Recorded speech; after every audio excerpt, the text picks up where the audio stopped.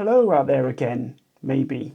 Feel free to skip this intro if you've been here before and you know what these videos are going to be about. So I highly doubt that there'll be much interest, if any, in these videos, but it was a useful project from my point of view. When I was looking at upgrading my old perpetual version of Lightroom 5.7, which was released way back in 2014. And before going down the Adobe subscription route, because I was very anti-subscription for a long time, hence why I've stuck with Lightroom 5.7 for such a long time, I wanted to just check to see whether there was any other software options out there that would give me the same functionality as Lightroom moving forward.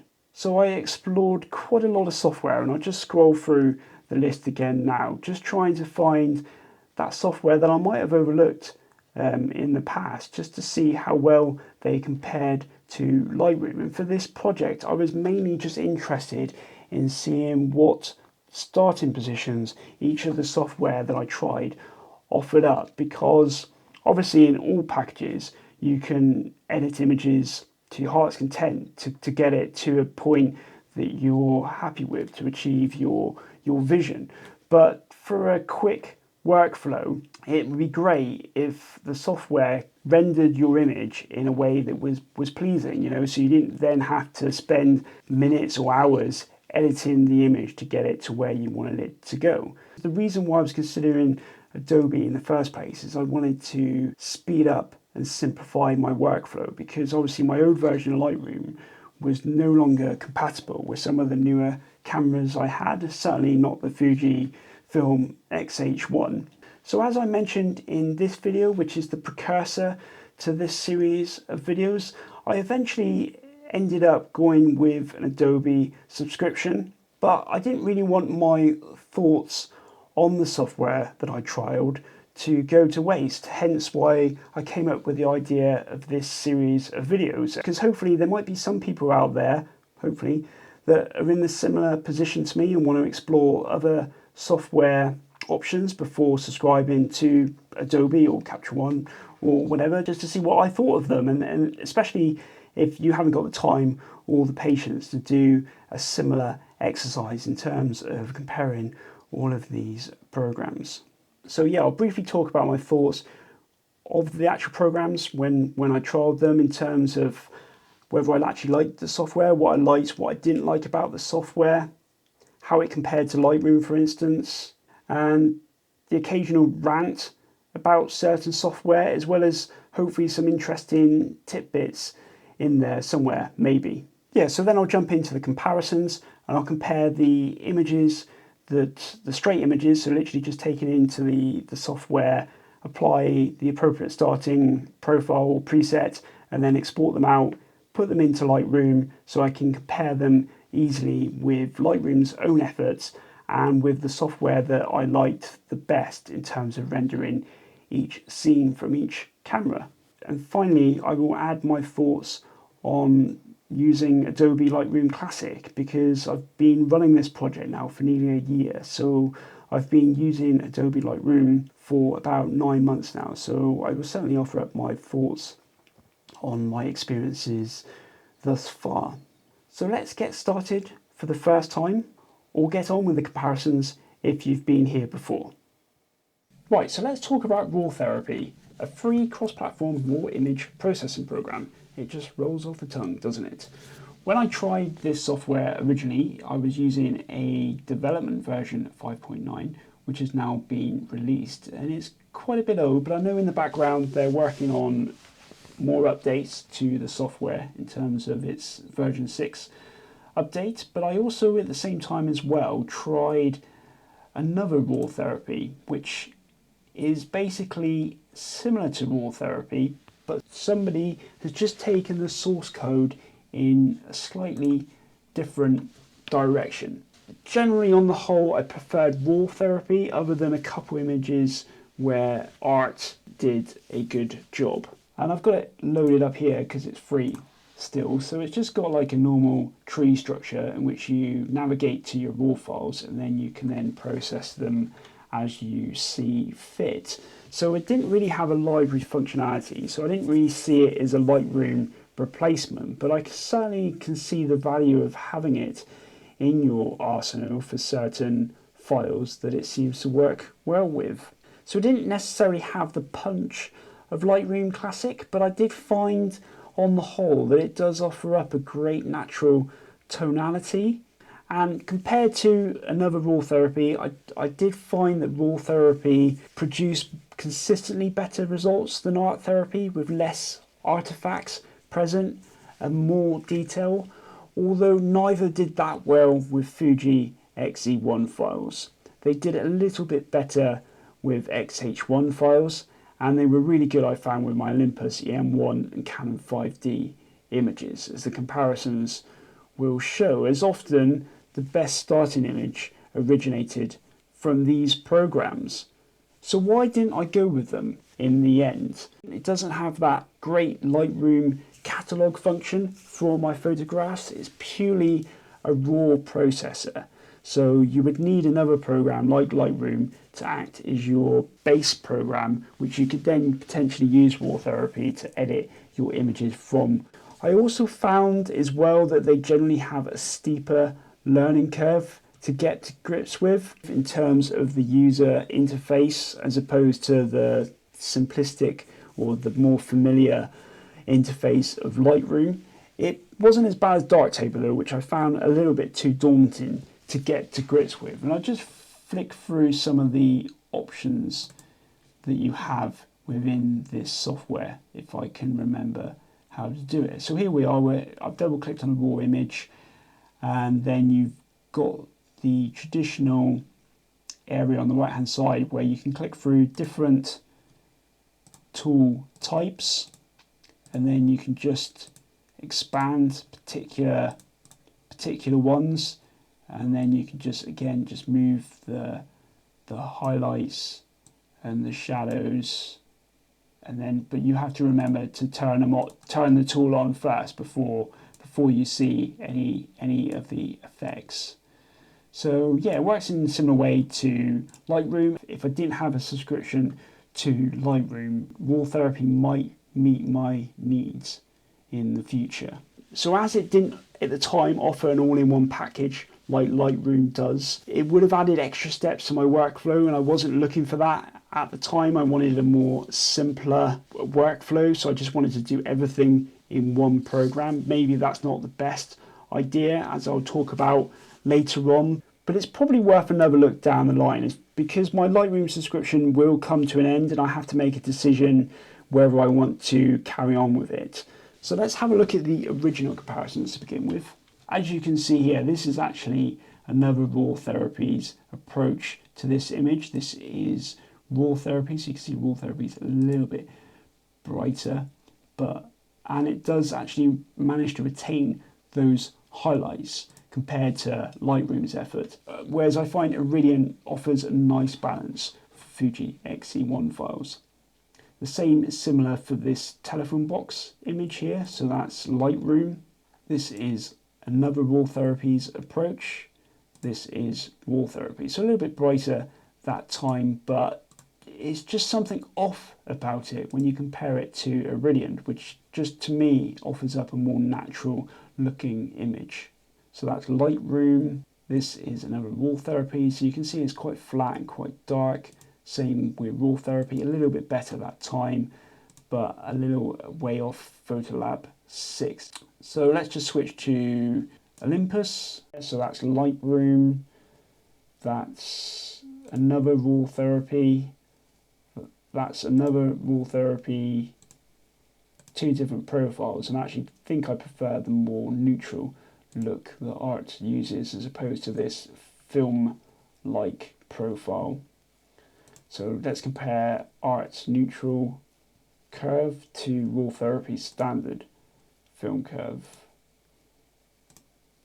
So yeah, I think I just prefer RawTherapee's take on that. Right, so on to XH1 images. So that's Lightroom.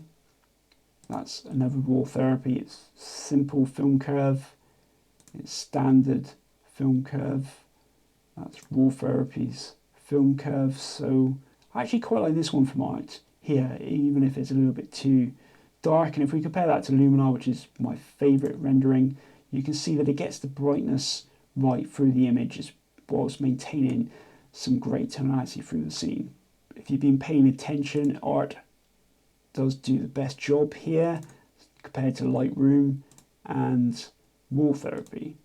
So yeah, same base source code, but two different renderings. And then if we look at the Canon 5D files, so that's Lightroom, that's another RawTherapee, that's another RawTherapee film curve, that's RawTherapee standard film curve, and that's RawTherapee's auto match tone curve, I believe. So if we compare that one to art, you can see that RawTherapee in this case is just a more three-dimensional image, I would say, compared to that one, which is a little bit flat.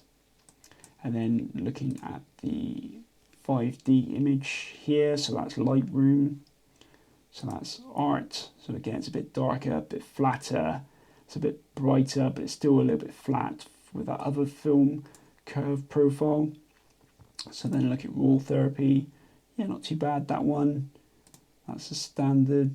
Yeah, it's amazing how different they are. But yeah, I actually really quite like RawTherapee there as well. So you can see from that, hopefully, that RawTherapee does do a pretty good job in most of the file types that I threw at it from this original comparison.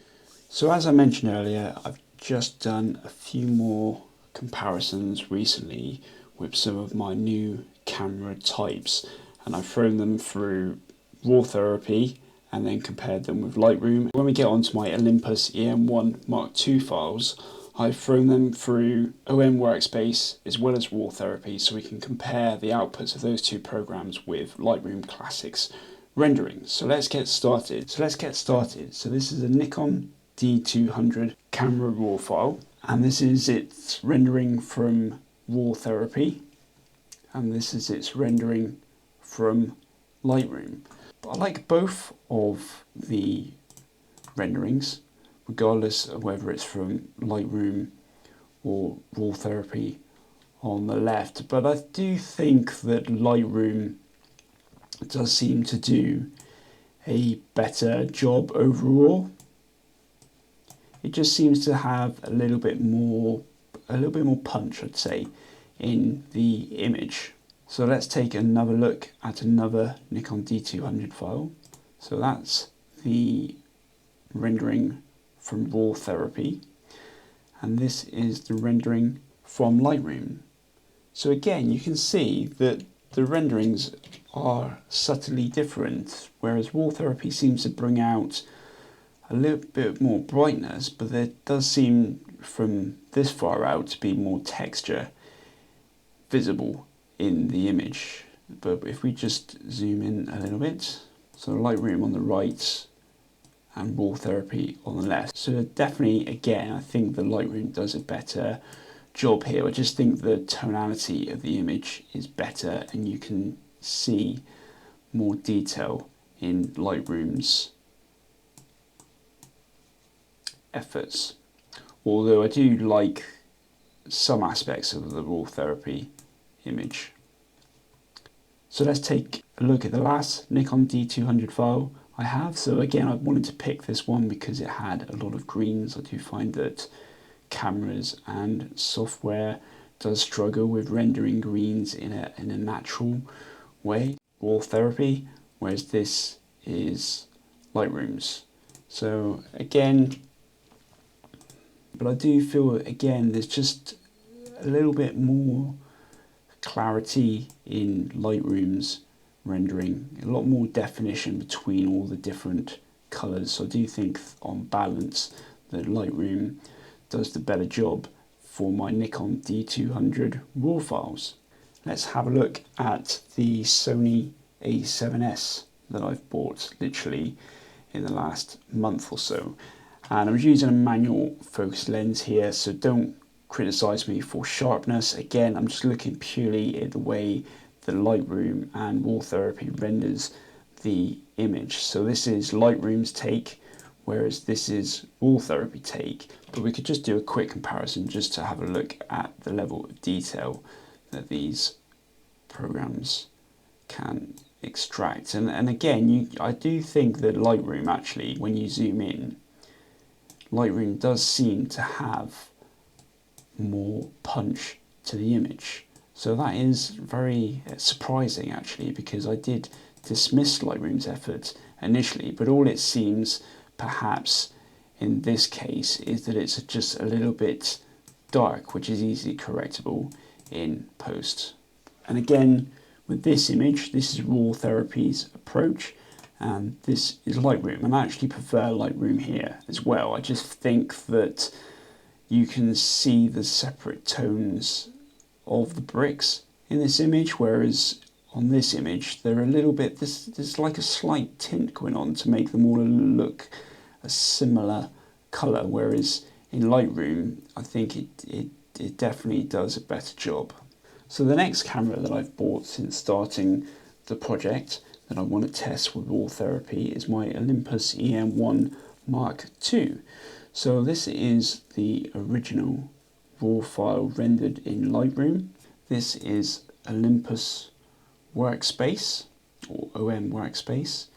Right, so with RawTherapee this time, I've used two different curves. So this is the auto match tone curve, I believe, in RawTherapee, whereas this is the standard film curve that you can apply as a starting preset. And I actually really do think that this one, even though it's a little bit dark, but you can easily correct that in post. So I think if I just look at these two under a little bit of a spotlight and let Lightroom catch up with the rendering, I think out of the gate I do think I prefer RawTherapee's efforts here. And with respect to Workspace, very, very similar between Olympus Workspace and Lightroom Classic. So I wouldn't bother taking the image through Olympus Workspace first, but I might consider with these raw files to take them through RawTherapee. So let's have another look at another image. So this time it's not straight because obviously this is starting position. So this is in Lightroom, this is Olympus Workspace, this is the auto match tone curve in RawTherapee, and then this is the standard film curve in RawTherapee, and it just looks a lot more dramatic, shall I say, than Lightroom's efforts. And I do think that it does seem to have a better tonality right through the image compared to Lightroom. So Lightroom's on the right, RawTherapee on the left. So hopefully you can see that it just seems to be a bit more clearer. It's almost like the ocean's got a bit of a green tint here as well, as opposed to probably a more natural blue in the left hand side. So yeah, another good effort by RawTherapee. Yeah, so this is another image here. So this is Lightroom's effort. This is Olympus Workspace, so very similar to that of Lightroom. And then this is the two RawTherapee starting positions. So the auto match tone curve, I'm not a massive fan of the green, it just seems to be a bit too green. And then this is the standard film curve, which is dark again, but as long as it retains the detail, you can easily bring that back in post if you prefer that starting position to that one. But I do think that, yeah, it's a toughy one on this. I think I'd probably work with the RawTherapee file here and just tone the saturation of the green down a little bit, because I do like the overall tonality of this scene in the image. So I also revisited some of my Fuji X-E1 files, and I won't go into these comparisons, but I still found that Iridiant did the better job compared to RawTherapee. And I just tried again a couple Canon files here for my 5D, and I do prefer the more natural tonality from RawTherapee, this time using the autotone matched curve. So that's RawTherapee, whereas this is Lightroom, and it just seems to do something weird with the greens, and not much difference between these two.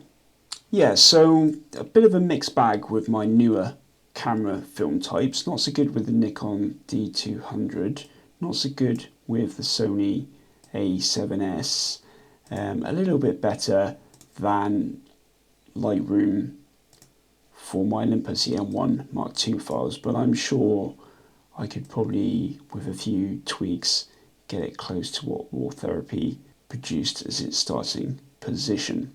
So I think I'm still in the position where I prefer Lightroom for most of the photographs that I process, but RawTherapee is worth keeping because it's free, just to try sometimes on files that you're not quite happy with how Lightroom has rendered it and you want to try something else just to see whether it can give you a better place to start from. So that's RawTherapee done and dusted. Right, so we're nearly there. I'm now going to be talking about a piece of software called Silkypix, and I probably did try Silkypix Pro 11, and this particular software I was just purely interested in it from a Fuji film perspective, because again it does have those Fujifilm simulations present within its editing software. But I generally found it was pretty bad for my Fuji X-E1 files. Iridian again does a much better job. With the Fuji X-H1 files, not bad, but I don't think the tonality is up there compared with other programs I tried, like the easy to use Iridian X Transformer, for example, where you just literally drag files onto the interface and then it converts them based on the settings that you've set up, which I rarely change, and then you just import all of those files into Lightroom to then work on. Yeah, so overall I didn't really find that it was worth persevering with. It was also very slow at developing, saving files. Again, there's lots of options and sliders to choose from, and you can pick, like I said, their take on the Fuji film simulations, but I just didn't find that they were that great for the Fuji files that I tried. I also found that the default sharpening and noise reduction tools were too aggressive. It leaves high ISO images looking too soft, and generally the white balance I found was a little bit cooler than other programs. Not necessarily a bad thing. I do find on occasion it can help with tonality, but on the whole I just didn't like the program, and I think that RawTherapee and Another RawTherapee are better free options. So let's have a quick look at the images. Right, so you know the drill by now. So this is Lightroom's rendering of the RAW file with the Fujifilm's Premiere profile plugged in. This is Silkypix's effort, which hopefully you don't need me to explain anything there. It looks pretty bad. Even compared to Lightroom, it just seems to take out all the colour. And then this is Iridian, which is my preferred rendering of this scene. So it manages to retain that colour that Lightroom manages to retain, but then it also manages to retain a lot of the detail in the sky. Obviously you could probably go into the develop module and bring all that out, but I'm just looking at purely a starting point perspective here, and as well as how easy the tools were to use. And like I said, Iridian is very straightforward to use and it slots nicely into your workflow. So let's have a look at the next Fuji X-E1 file. So this one here. So this one is Lightroom Premiere. This one is Silkypix Premiere. So again, this you can see here, it is slightly cooler rendering than Lightroom, so that it does help a little bit, I find here, to help separate the subject from the different elements within the photo. It does seem to have sucked a little bit of the colour from the image, and then this is Iridian's version. So out of the three, so Lightroom, Silkypix and Iridian, I do generally on the whole prefer Iridian's approach to my Fuji X-E1 images. So on to Fuji X-H1. So this is Lightroom and Premiere preset or profile, and then this is Silkypix. So not too bad, but I just find that it lacks a little bit of the punch and the tonality that the Lightroom rendering offers up. Right, so this is the last image. So this is Lightroom's take on this image. This is Silkypix, so very, very similar.